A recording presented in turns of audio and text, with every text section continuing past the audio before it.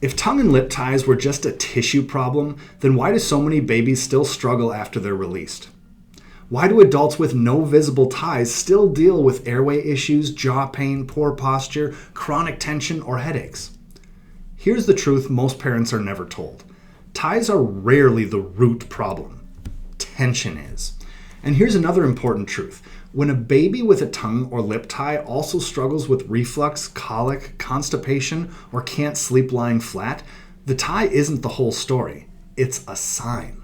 A sign that the nervous system is stuck in stress mode, and that dysregulation is happening at a deeper level than the tissue itself.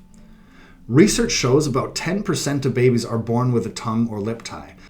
But the babies who also have feeding struggles, digestive issues, poor sleep, and difficulty calming, that's not 4 separate problems. That's one nervous system expressing stress in 4 different ways.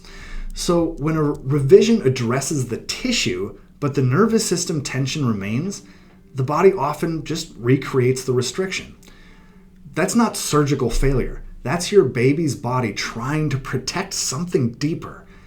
And this conversation is especially for you if you've already done the release. You followed the plan, you did the stretches, and yet feeding or sleep still doesn't feel right. Or maybe you're watching this with a toddler or young child who has had ties revised years ago, but now struggles with sensory challenges, speech delays, poor coordination, or ongoing tension. Today I want to help you understand why that happens and what actually changes the outcome. Let me tell you about a family we worked with.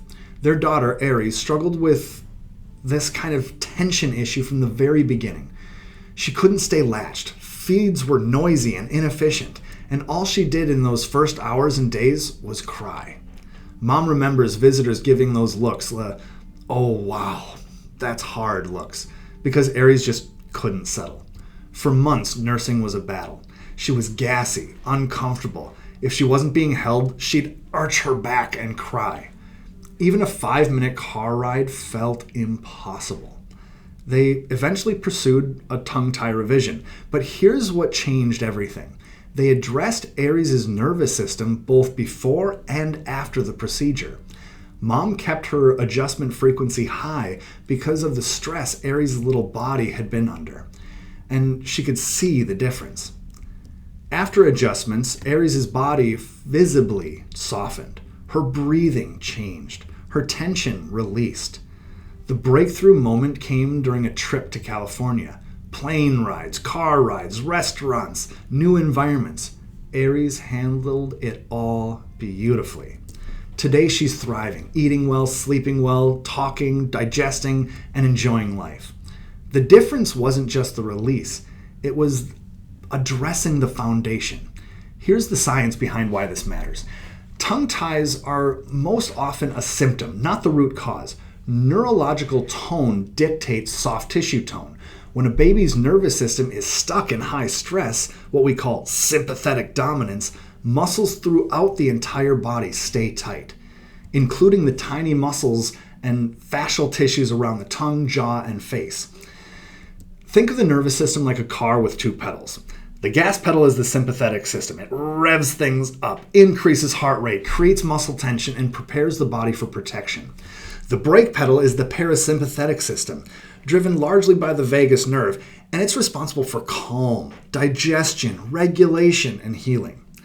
When tension patterns and misalignment are present at the top of the neck and the skull, the gas pedal gets stuck on, and the brake pedal can't fully engage.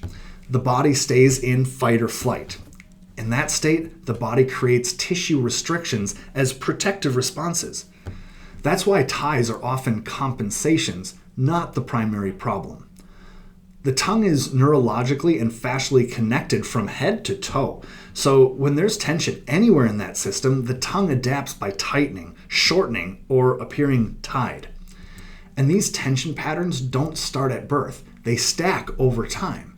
And this is where we often talk about a perfect storm that occurs.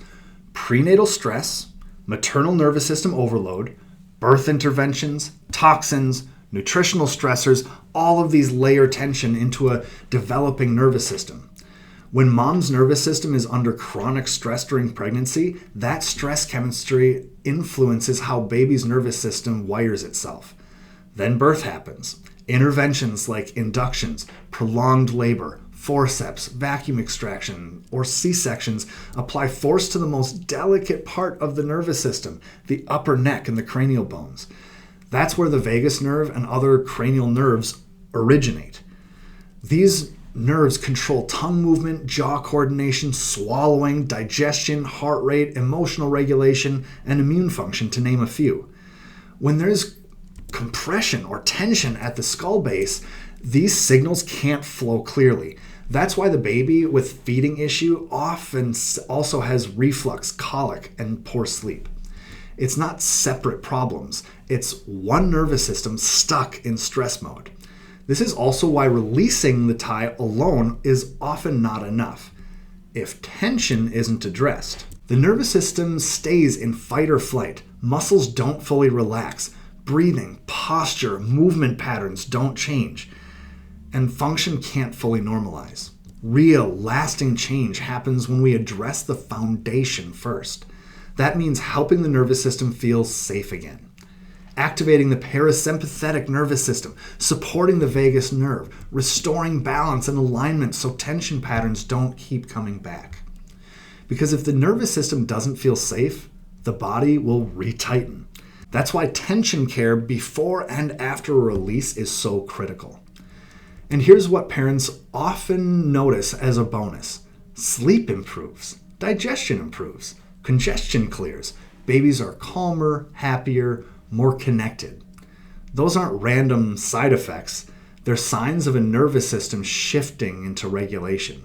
Sometimes the journey to get here isn't easy for our little ones. They experience stress and tension early, and their bodies adapt the only way they know how. Neurologically focused chiropractic care works by gently releasing that underlying nervous system tension so everything can shift, not just feeding. Sleep, comfort, digestion, emotional regulation, development.